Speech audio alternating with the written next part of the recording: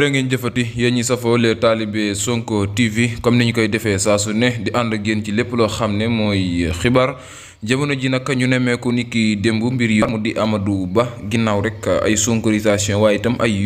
yuuxaloo yu métti yoo xam ne daal nañ koy nemmeeku ci moom Amadou Ba nag ginnaaw campagne yi nga xam ne mi ngi koy amal di dem ci régions yi fasantikoo yi ni ki démb nag dañoo nemmeeku xale yi jàppoon ko doon ko sonkorisé waaye itam boole kook di ko wax ne ko rek sàcc bi moom Amadou Ba mu nekk nag mbir mu doy waar moo xam ne daal nañ koy nemmeeku nit ki démb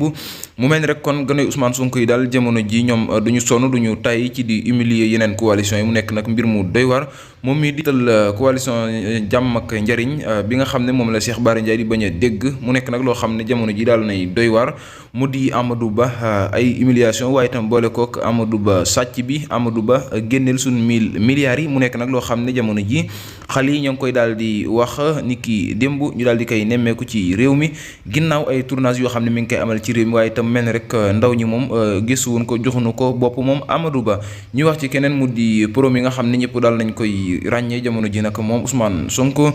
ñi gis ginnaaw rek discours yi nga xam ne mi ngi koy daal di amal mu nekk nag yu am solo waaye itam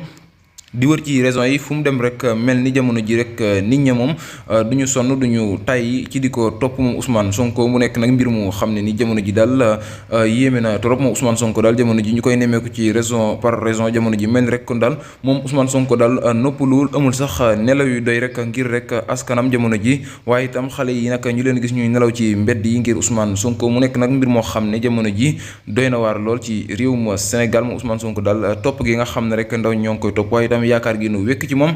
yaakaar googu daal yàlla bu ko borom bi tas benn yoon ndax kat jamono ji dañ nañ nemmeeku rek xale yi leen Ousmane Sonko daal di jaral ñu nekk ci mbedd yi duñu lekk duñu naan ngir rek di ko topp mu nekk nag loo xam ne yàlla bu yaakaar tas ñu jeexalee xibaar bi ak kile di Diouf Lambaye ñëpp daal nañ koy ràññee ñëw na bu baax a baax ci kile di Pape Djibril Fall di wax ne rek bu fekkoon ne jigéen gu ëmb la ma ne dafa avorté ngeen jéggal ma ci kàddu gi moom Diouf Lambaye loole la xam ne dara warlu ko lu may rek Pape Djibril Fall mi nga xam ne ñenn ci Sénégal yi bëri dañ koo joxoon bopp waaye itam doon ko woowee rek Pape Djibril Sonko ngir rek jàpp ne mooy deuxième Ousmane Sonko ci compétence ak xam-xam waaye jamono ji mel ni rek ma ngay bëgg a sàggane boppam waaye itam bëgg a fàtte boppam ndax kat ñenn ci Sénégal yi ñoo xam ne rek joxoon nañ ko bopp daan ko diglu waaye jamono ji jëratul ci réew mi dara mu nekk nag mbir moo xam ne daal dinay doy waar kili di Diouf Lambaye daal di koy xamle jërë ngeen jëf